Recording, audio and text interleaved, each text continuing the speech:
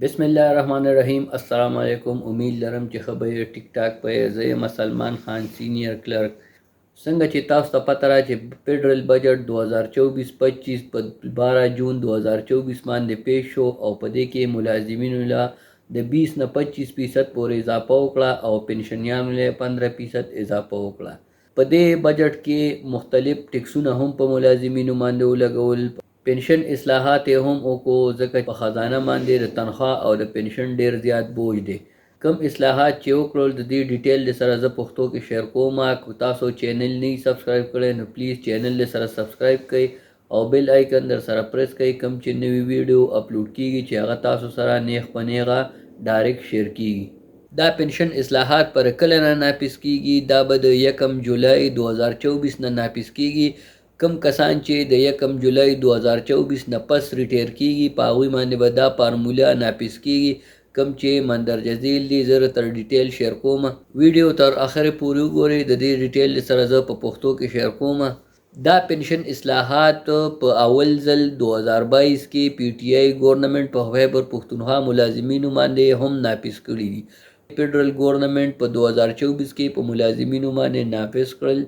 د 1 جولای 2024 نه پس چې کم فیډرل ملازم ریټایر کیږي او د هغه کومه بیسیک پی وي د ریټایرمنټ دوران د هغه له به هغه بیسیک پی پنشن نه ورکول کیږي. د 2 کاله مخکې چې د هغه کم بیسیک پی په هغه بیسیک باندې به ورله پنشن هم ورکوي او د هغه بیسیک مطابق به ورله 70% ګراس پنشن ورکول کیږي.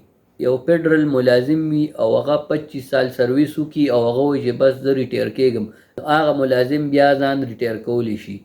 کوم ملازم چې په 25 سال سرویس باندې ځان ریټایر کوي د هغه لپاره دا شرط کېښودو چې 3% د فار ایگزامپل یو کس په 25 سال باندې ګورنمنت جاب ته انټر شو او هغه بیا په 50 سال نوکری وکړي نو 25 سال سرویس باندې هغه ریټایر کیږي هغه به 50 سال وي.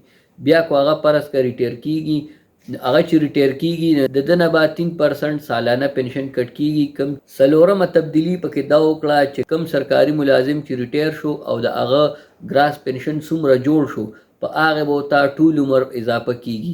په هغه پست پنشن اغستو باندې به ورته ټول عمر اضافه په هغه پست پنشن کیږي. 5 نمبر چې کم اضافه ورته کیږي په پنشن کې دا به ورله یو بیل الاونس منظوري.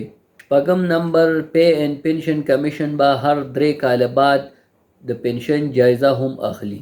کم ګورنمنت ملازم چې وفات شو د هغه کور والا ته به 10 کاله پنشن ملاویږي. 8 نمبر باندې دا تبدیلی وکړه کو حادثاتی طور باندې یو ملازم ریټایر کیږي نو هغه ته به 60 سال پورې پنشن ملاویږي. 9 نمبر باندې دا تبدیلی وکړه کو یو ګورنمنت ملازم دوران سرویس وفات شو نو دغه کور والا ته به 25 سال پورې پنشن ملاویږي.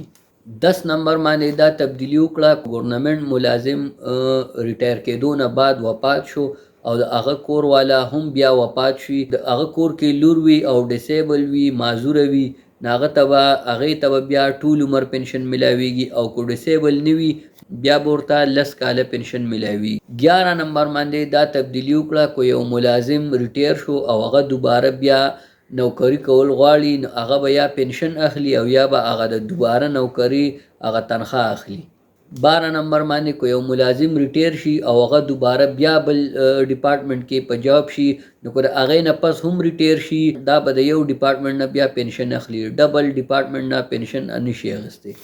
13 نمبر باندې دا تبدیلی وکړه کو ښځه او خاوند دواړه په جاب وي او دې کې دواړه ریټایر شي نو ډبل پنشن اخیستی شي. خو کو دې کې یو هم وفات شو نو بیا به هغه یو پنشن پرېږدي او کم چې ډیر پنشن وي هغه به اخیستی شي. 14 نمبر باندې دا تبدیلی وکړه چې پنشن کې چې کوم اضافه کیږي هغه به د 2 کاله مخکې مهنګایي په اوسط باندې 80% اوسط باندې کیږي. 15 نمبر باندې دا تبدیلی وکړه کو په مهنګایي کې اضافه کیږي نو دا به د سټیټ بانک په اعداد و شمار باندې کیږي. دا او د پنشن اصلاحات کو چرستاسو ویډیو خوښ شوی وي نو لایک کړئ او شیر هم کړئ. چینل دې سره ضرور سبسکرایب کړئ او بیل آیکن در سره پریس کړئ چې نوی ویډیو کومه اپلوډ کیږي چې هغه تاسو ته نیغ په نیغه ډایرکټ شیر کیږي.